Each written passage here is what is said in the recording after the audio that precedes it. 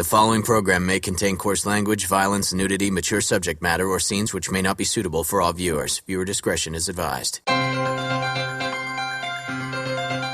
This is the X-Zone Broadcast Network, broadcasting worldwide on broadcast affiliates and satellite program providers, including CNN Broadcast Network, Sirius Satellite Network, Star Media, Good News Radio Network, Angel Broadcast Network, Wiki Broadcast Network, and WPBN TV. For more information on the X-Zone Broadcast Network, visit us at www.xzbn.net.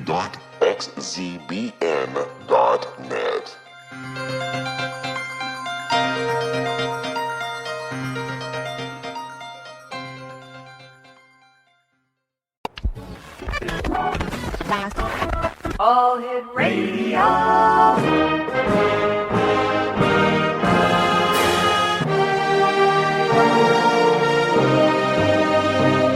Welcome to the X-Zone, a place where fact is fiction and fiction is reality.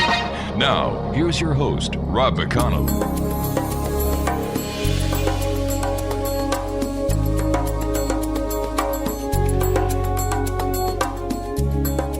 Welcome back to the X-Zone, everyone. My name is Rob McConnell. We're coming to you from our broadcast center in Hamilton, Ontario, Canada. Worldwide toll-free, 800-610-7035. My email address is xzone@xzoneradiotv.com.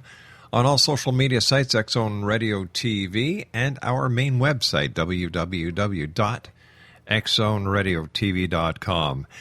As we have been doing for the past couple of days, our deepest condolences to all the members of the family, friends, and all those who have been directly or indirectly touched by the horrific acts of terrorism in the Ukraine as a passenger airliner was shot down with a Buk missile, taking another Malaysian airliner out of the skies. Except this time we know exactly where this MH17 is.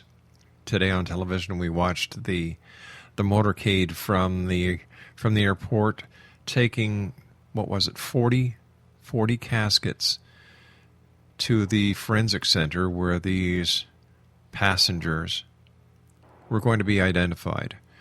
Joining me this hour to talk about MH17 as well as the ongoing and escalating events in Gaza is my good friend Howard Bloom. He's the author of The Lucifer Principle, a scientific expedition into the forces of history.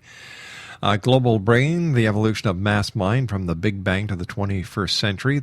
The Genius of the Beast, a radical revision of capitalism. The God Problem, how a godless cosmos creates.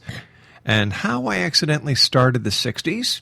The Mohammed Code. It's an ebook that's available on Amazon.com and many other books. He has a fantastic website, Exonation. If you want to spend hours reading and learning, go to www.howardbloom.net. Joining me now from New York City, the Big Apple, is my pal Howard Bloom. And Howard, welcome back to the show. Rob, it's good to hear you again. My friend, what is going on in the world? It seems like ever since you and I have been talking, going back 15, 16, 17 years now, there has always been a conflict in this world of ours. Now, I'm the eternal optimist. I really believe that we can live in harmony. But what is happening? You know, look what's happening in the Gaza. You've got so many people dying. You know, we're not talking about, God bless them, yes, members of the military are dying, but the vast majority of the casualties and the fatalities are women and children.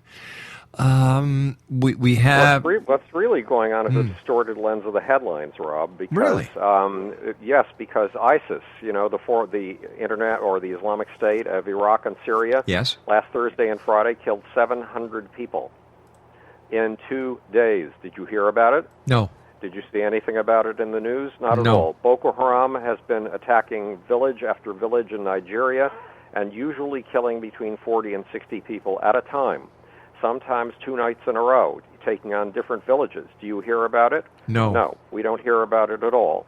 so there's a magnifying glass that has been focused on Israel. It's been focused on Israel and its the surrounding territories now for the last 60 years, ever since there's been an Israel. Why? Israel's a small nation. It's easy to beat up on Israel. It's easy to criticize Israel.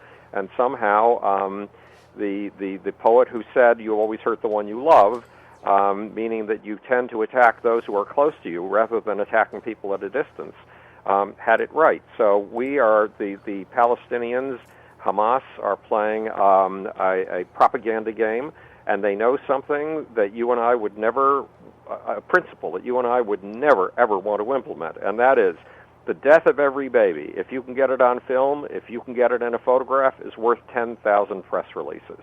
The more civilians you put in harm's way, if you can blame those deaths on the Israelis, you can make the hearts of the world cry out against Israel. So, and you and I cry out every time we hear about the death of a baby. We don't want to see a single baby, a single mother, a single elderly person. We don't want to see those people die at all. The people that we would be concerned about are the people who are launching those 2,000 missiles. 2,000 missiles have been fired at Israel in the course of 2 weeks. Wow. That's outrageous, and they've all been fired at civilians, every single one of them. But the people who've been winning propaganda wars for many, many years now have been the Islamic extremists, and they've been able to win those wars in part because they have a lot of money behind them. 5 or 6 years ago, the Iranians have been after me to be on TV, on their TV channel for a long time, and because it's owned by the government, and the government wants me dead as a Jew, dead as a Zionist, and dead as an atheist, I was somewhat unwilling to go. And then one day they called about an issue that had me really pissed off, the so-called Israeli lobby in the United States. All right, what we have to do here, Howard, is we have to take a 2-minute commercial break. These are trying times. You just think that you've seen it all, and then the next day you say, oh my God, yesterday wasn't really that bad compared to today. We'll be back on the other side of this 2-minute commercial break. Howard Bloom, www.howardbloom.net. My name's Rob McConnell. Be back in 2.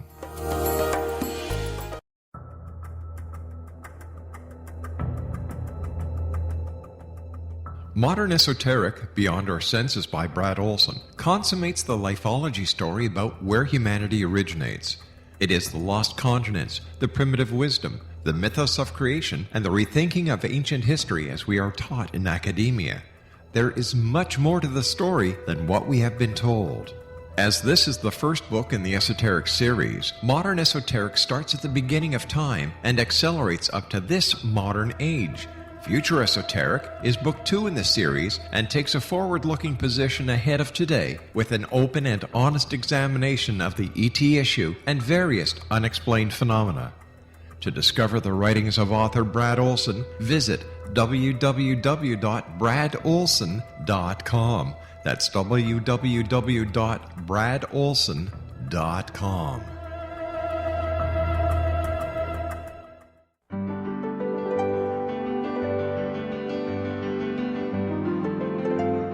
Named one of the world's greatest psychics, Elizabeth Joyce is now giving readings worldwide via Skype.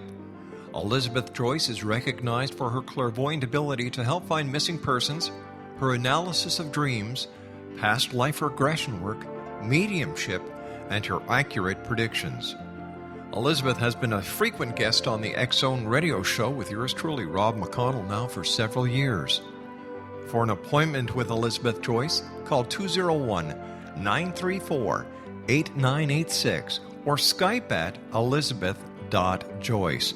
And for more information, you can always visit Elizabeth Joyce online at www.new-visions.com.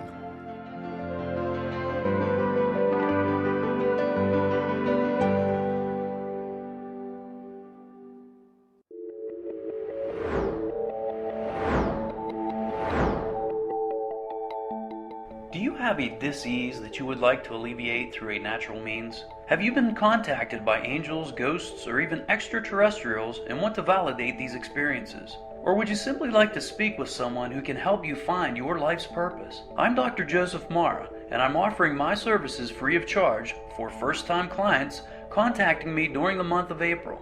These free consultations include angel card readings, guided meditations, life coaching, and energy healing. If you have always wanted to explore these types of experiences but were skeptical or simply could not afford them, then take advantage of this free special offer. Contact me through my website, aguidinglight, spelled LITE.com, to schedule your consultation today. Until then, I offer you love, light, and laughter.